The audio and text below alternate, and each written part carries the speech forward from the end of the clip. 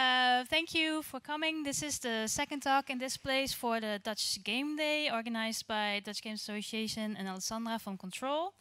I'd like to very much welcome Ali. We're going to listen to a talk about Tales of Bistun, and we were supposed to listen to Ehsan, but he didn't get to his visa from Iran. So, but we found the perfect other person to talk about this game, the CEO for Black Cube Games, Ali. So please welcome Ali.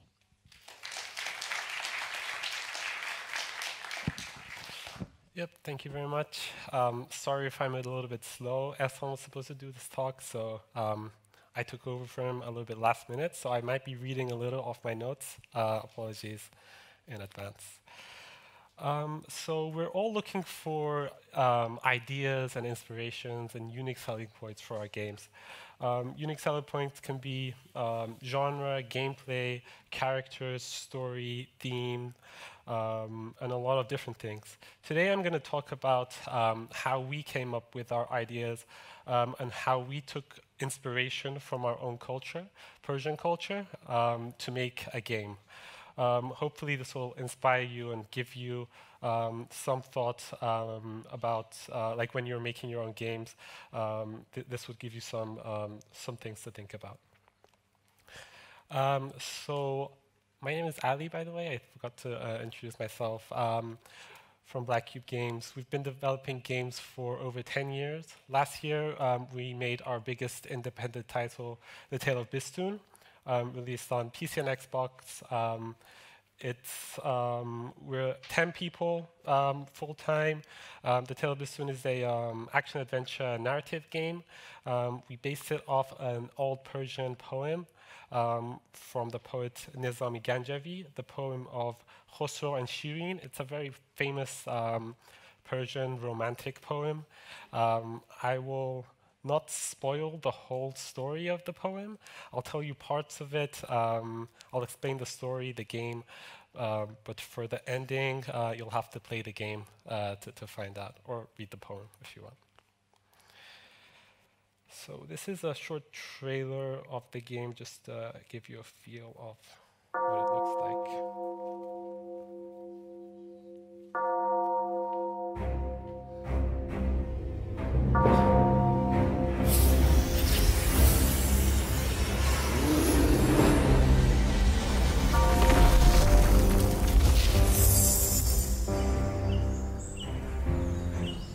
There are worlds beyond the one we see each day.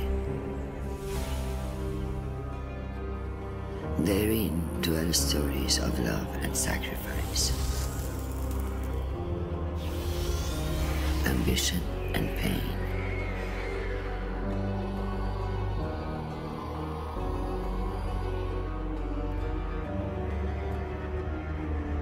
And in a realm of shattered dreams and forgotten souls, a story has escaped.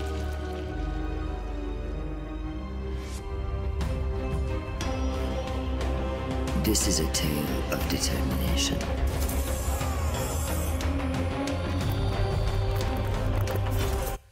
Oops. That's not the end of it.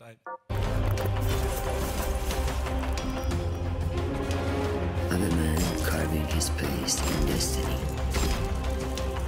forging a path through blighted lands, and confronting the greatest foe of all.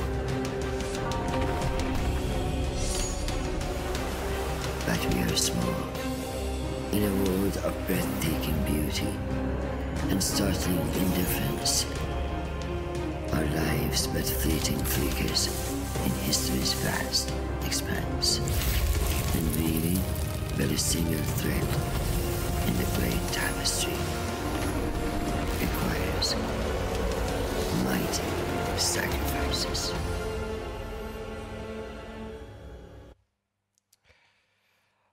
Okay, so I'll explain the poem, the original poem that we took inspiration from.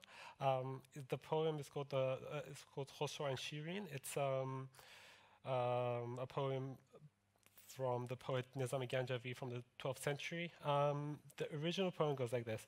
The Khosrow is the prince of Iran. He has a friend called Shapur. Shapur tells him of the princess of Armenia. The princess of Armenia is called Shirin. Khosrow falls in love with this princess immediately just by hearing about her and seeing her picture. Shapur, the friend, goes to Armenia and also talks with Shirin. He also shows Shirin a picture of Khosrow, and Shirin also falls in love immediately. Khosrow goes to Armenia to visit Shirin. A bunch of stuff happens. They try to meet each other a couple of times. They don't run into each other. They see each other once accidentally. They don't recognize each other. I won't go into details. But they finally meet. They meet, but at the same time, Khosrow's father, the king of Persia, dies at the same time. The king dies, and a powerful general takes over the kingdom of Persia. Shirin agrees to marry Khosrow, but under the condition that he takes over his kingdom first. Khosrow goes away to take over his kingdom, but at the same time, a sculptor named Farhad also falls in love with Shirin. Khosrow kind of wants to get rid of Farhad. He's back home dealing with more important things. So he sends a message to Farhad. He's like, if you want to prove your love to this princess, you have to carve out this mountain to show your love, and so everyone believes it. And Farhad is like, yes, that makes sense. I'll absolutely do that. He goes out to this mountain, and he starts carving out this mountain to prove his love for the princess. While he's carving out this mountain, he receives a letter that his love, Shirin, has died. Is this the truth? Like, what's happening? You'll have to play the game or read the poem to find out. But that's the overall story of the poem. We wanted to take this love story and we wanted to take that poem and try and make that into a game. We wanted to keep as much as the original poem and as much of the original story as we could, but we also wanted to make a game which has very different requirements than poems.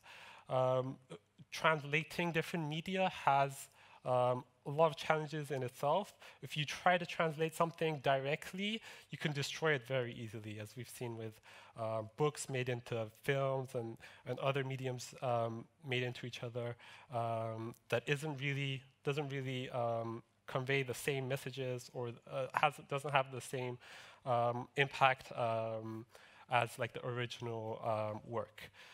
So we thought we could take elements of the story, but also introduce a lot of things from areas that we thought make sense into the poem, and not directly do the story directly try and change that poem into a game. In the game, you play as Farhad in his quest to find his identity and his love. Since you're playing as Farhad, we needed the player to control the character.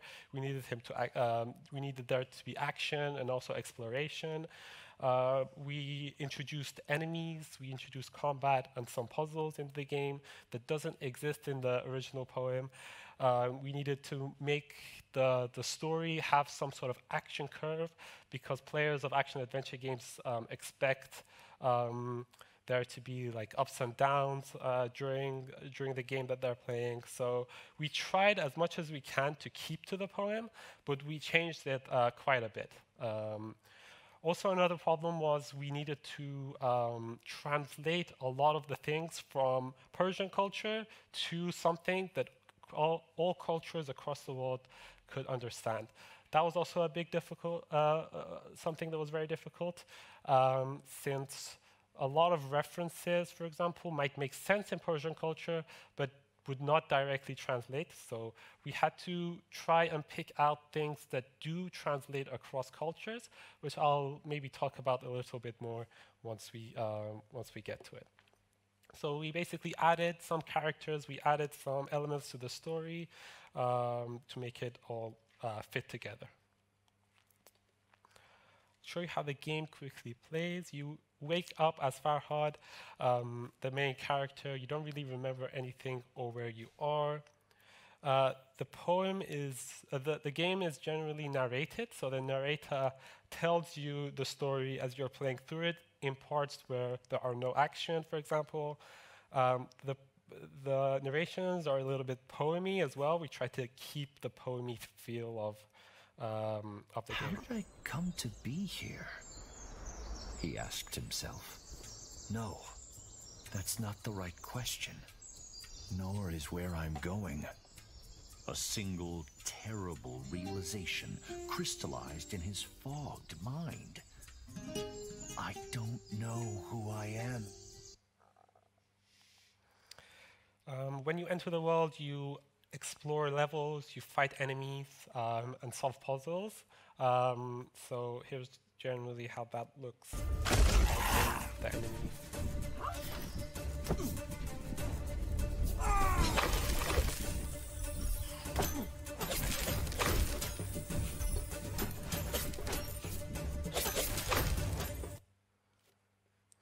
These are enemies that are trying to stop Farhad from doing what he's set out to do, for example, in the game. In the game, we have what we call the Revelation Realm, where it's basically Farhad's memories, his subconscious. We try and tell a lot of the story during this Revelation Realm.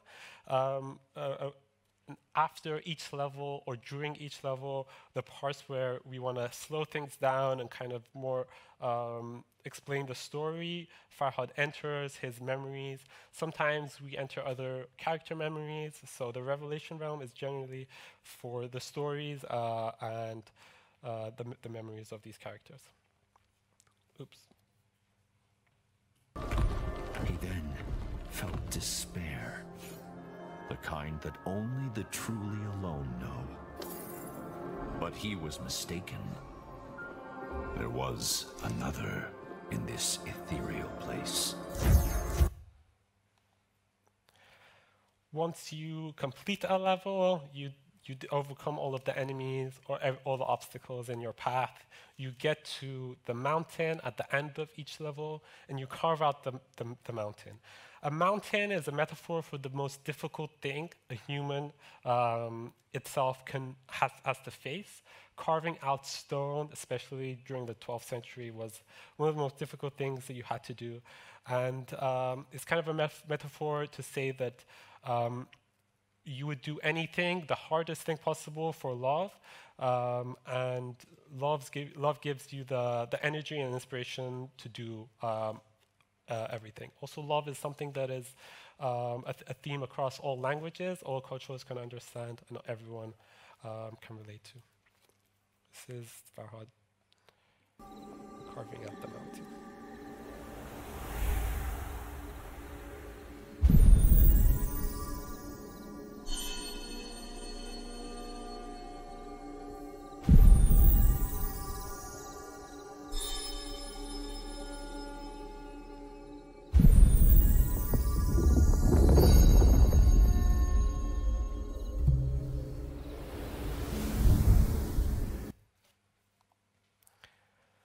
I'll go through our characters, our game characters, and what inspired us to make these characters, what elements we use in these characters, and where we got our ideas from.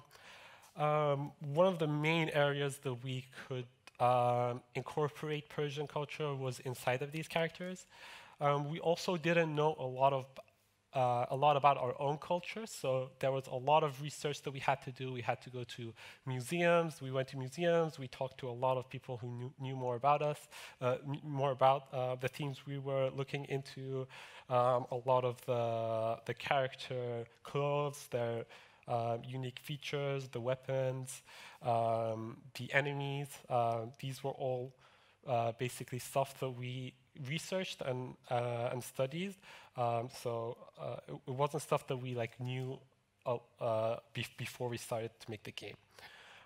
We took a lot of inspiration from elements in museums, a lot of weapons, as you can see. I know it's a little bit small, but all the weapons in the game were from actual artifacts from that era specifically.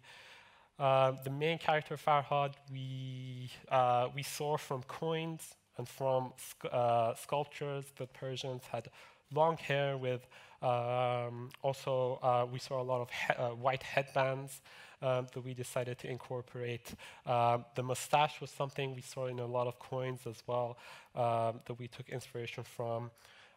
We saw somewhere that in some areas they had a lantern on their belt that we used more for gameplay purposes.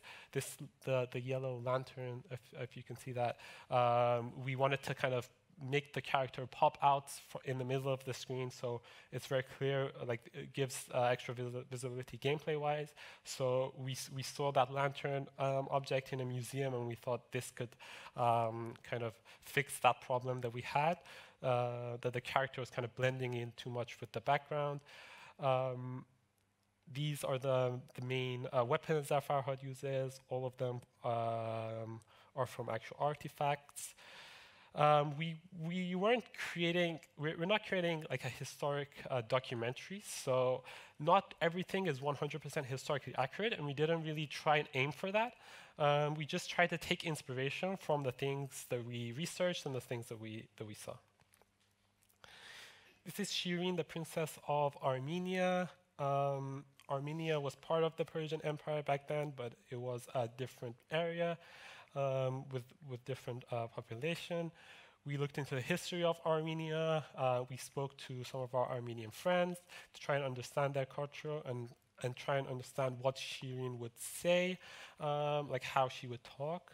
And also we tried to match her clothes. The cane in her hand is something from Armenian royalty. Her face structure, we tried to gather from references as well. Khosrow is the king, he ultimately was the king of Persia. This is actually a real character in history.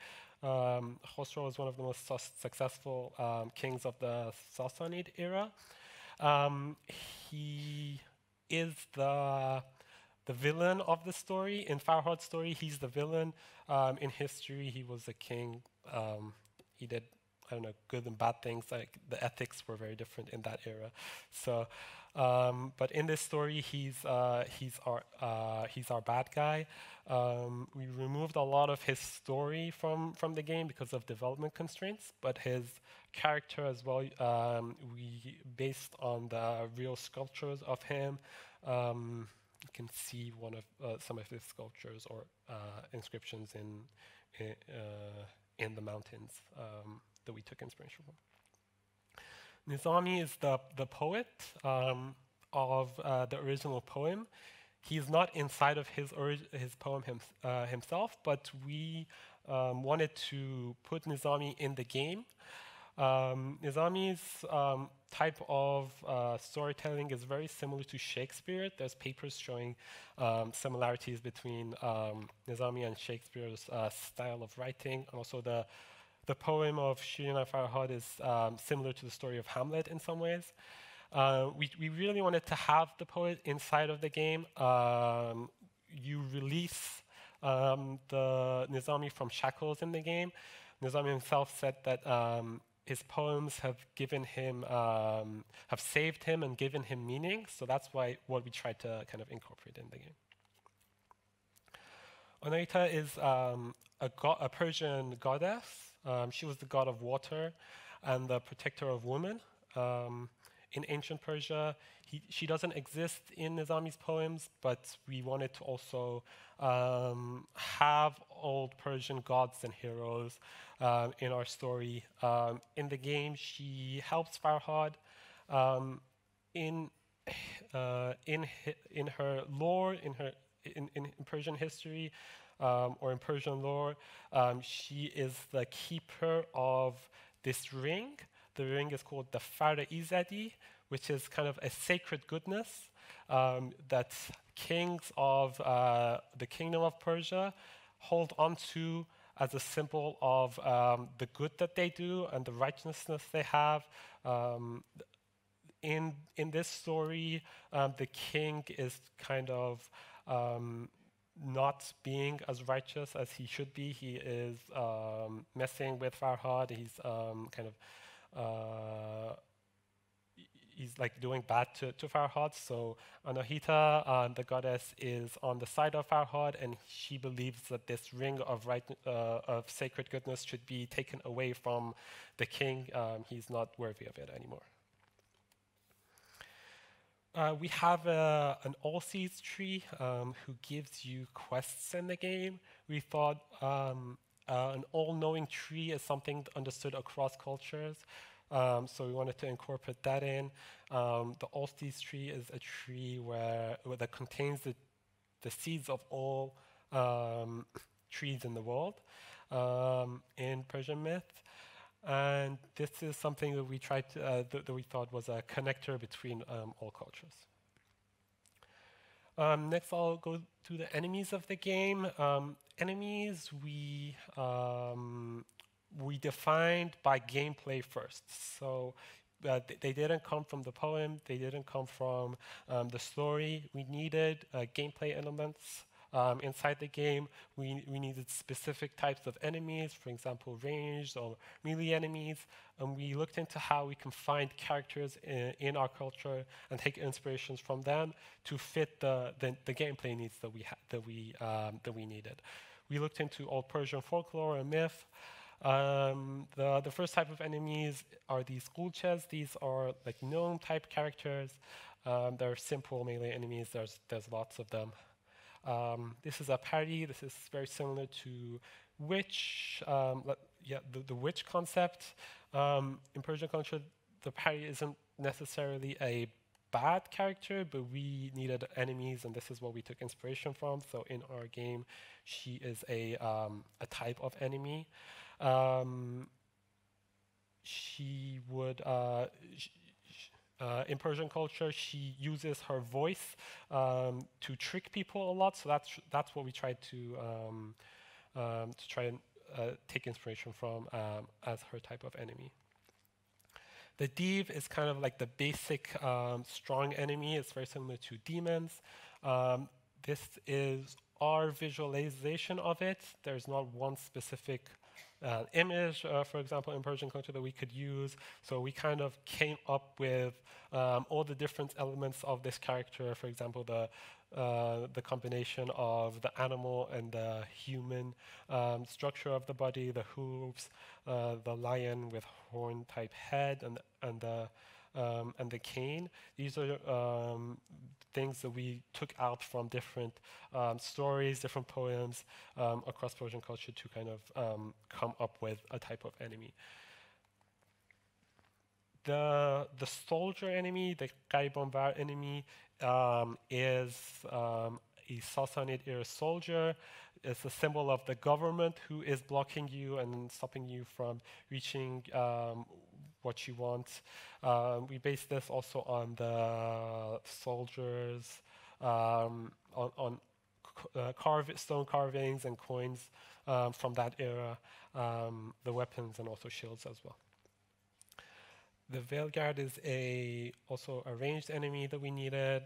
In the poem itself, there were people who made fun of Farhad for doing something that makes no sense, and so this is a type of enemy that kind of tries to make fun of you in the game. It also throws rocks at you. The Guardian Div is also similar to the last Div, but we needed a bigger character. The final boss of the game is a character that kind of looks like a mountain. You have to defeat this boss to kind of finish the game.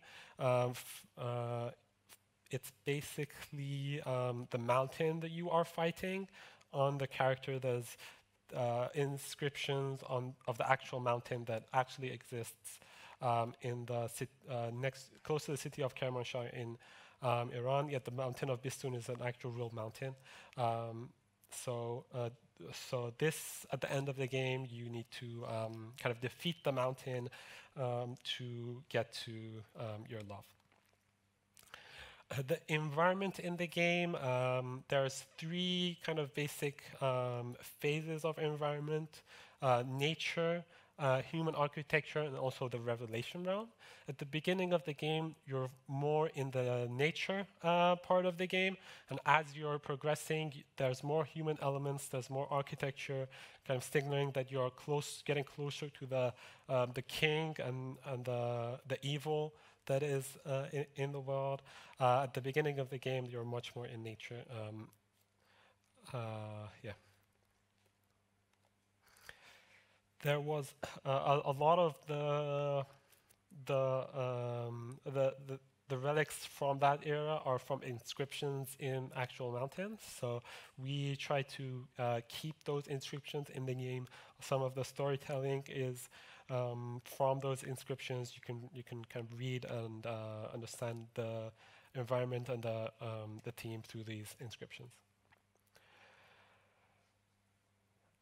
In the Revelation realm, you see both nature and human architecture. It's more of everything that is having a effect on Farhad's subconscious inside of the Revelation realm, because it's his kind of dreams. You see influences from nature, but then also the evil kingdom that is kind of trying to close you down. We actually went and visited the mountain of Bistun, visited museums close to the city of Kermanshah in Iran, visited the inscriptions in the mountain.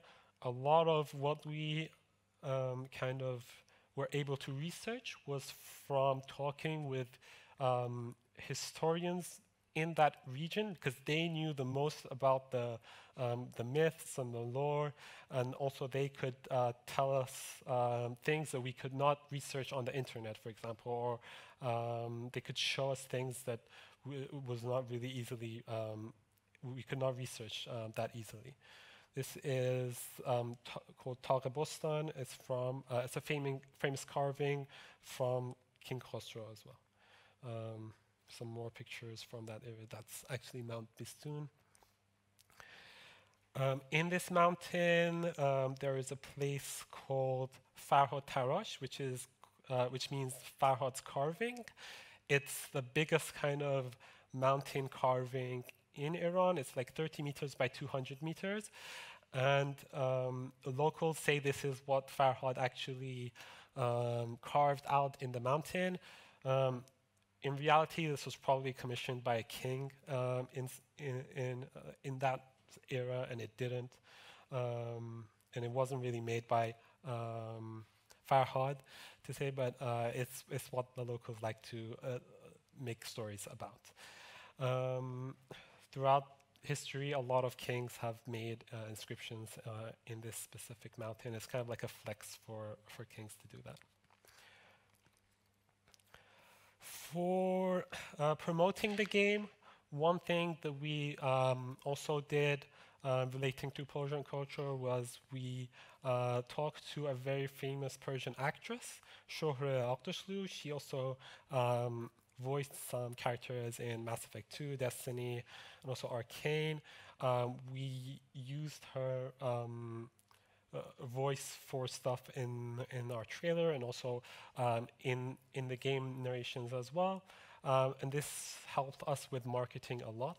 And it was a great experiment for us to do as well. Has anyone seen this game? No?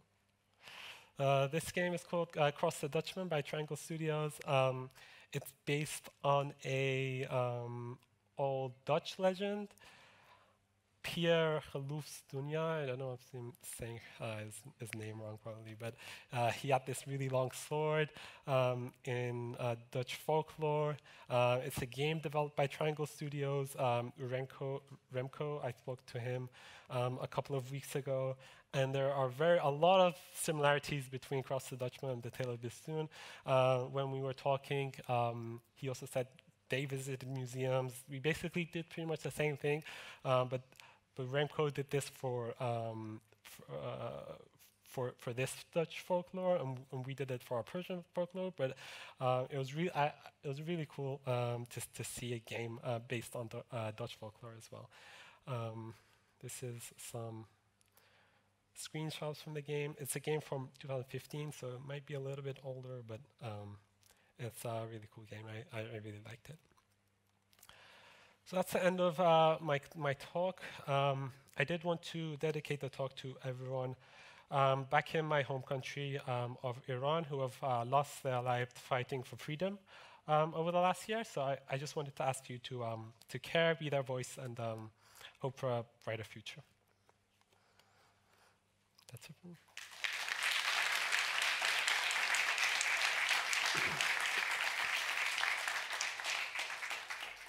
Thank you so much. That's amazing. Before I give the questions over to them, I have one question. Yep. In the trailer, I heard a familiar voiceover of an actress, I think, from The Expanse, for example. Yep. How did you get to have her do the voiceover for it? She's also from Iran, right? Yep. Yeah. Yes. So we basically reached out to her. What do you call? Agent? Agent, yes. We researched famous Iranian people, and she did a lot of voiceovers. She was already into games.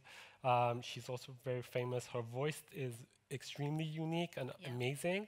And for us, we were like, this is perfect for us. It matches, it ticks every single voice, every single box. And also, if she also promotes our game, this is going to be very impactful for us, and what really was. So we reached out to her agent. Our publisher did most of the negotiations, but we were really glad to get her to do it. Yeah, that's pretty amazing. She's such a recognizable voice, right? Yep. So I was like, oh, yep. Very unique. That's very cool that she is also promoting the game. Yep. So thank you. Are there any questions from the audience? Yes, I will throw the microphone to you. Yes. I will try to throw it to you.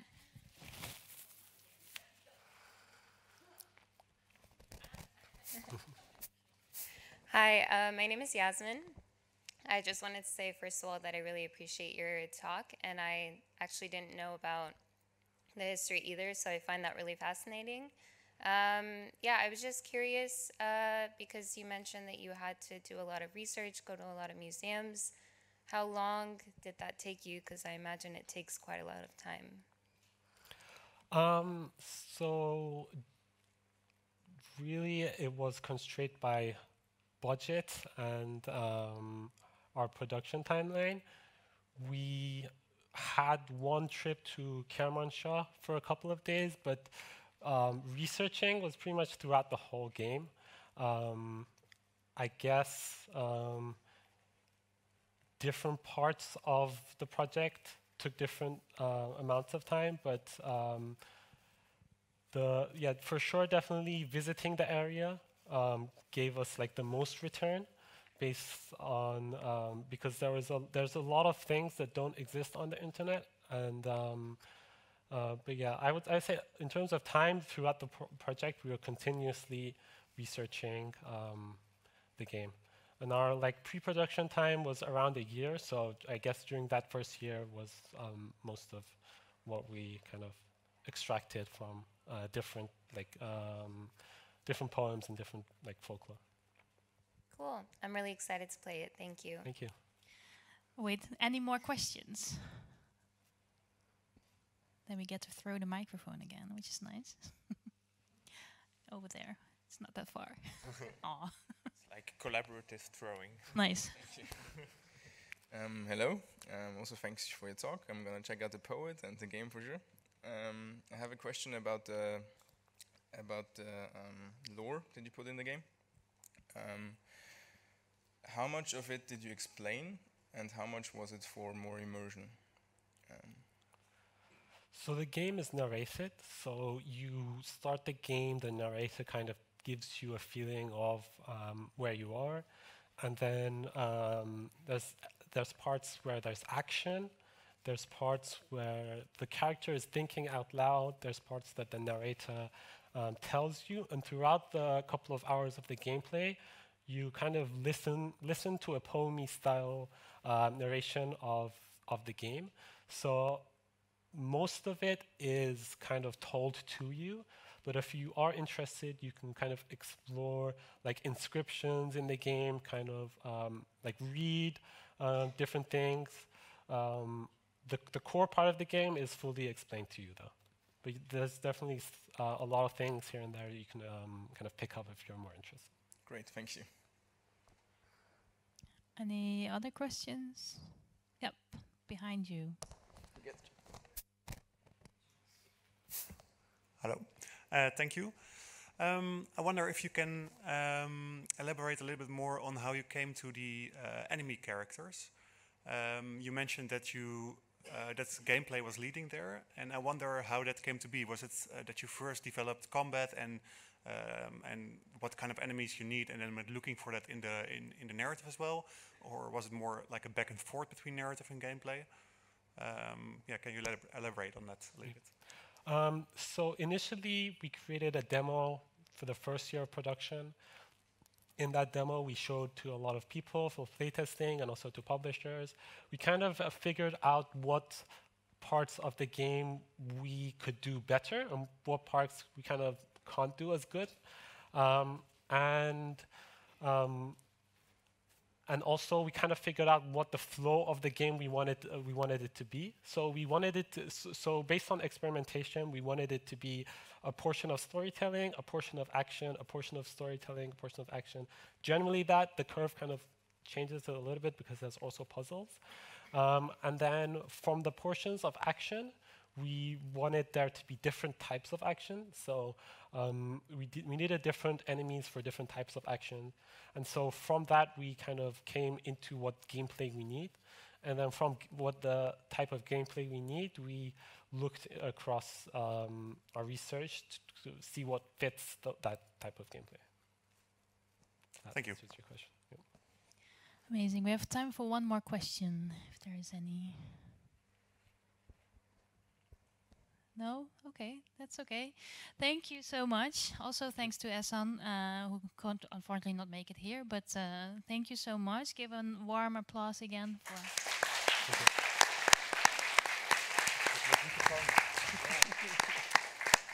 In about 10 minutes, we will see you back with Koen Deetman on this stage, and on the other stage, we'll Freya Holme. Why can't you multiply factors? So, see you back in a few. Thank you.